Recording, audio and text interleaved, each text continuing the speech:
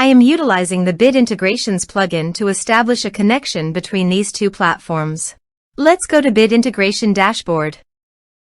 Now click Create Integration. Now search and select Trigger, which is Kadence Blocks Form. Select a form. Click Next. Search and select RestrictContent for action.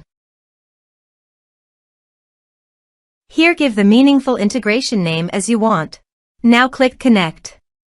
RestrictContent is successfully connected. Click Next.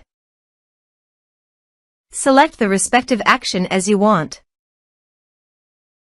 Select the respective membership level as you want. Now map the field. There is no user map option, so you must submit the form from the user login. Here is the conditional logic. You can use it if you want. If the condition matches, then the data will be sent. Click Next. Now save the integrations. Now go to another user login page and log in. I have already logged in here.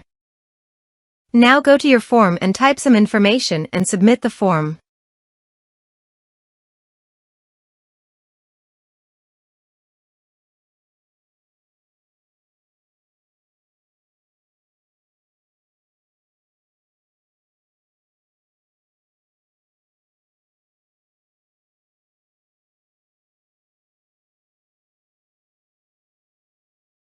Also, go to RestrictContent and check the expiry date is added or not.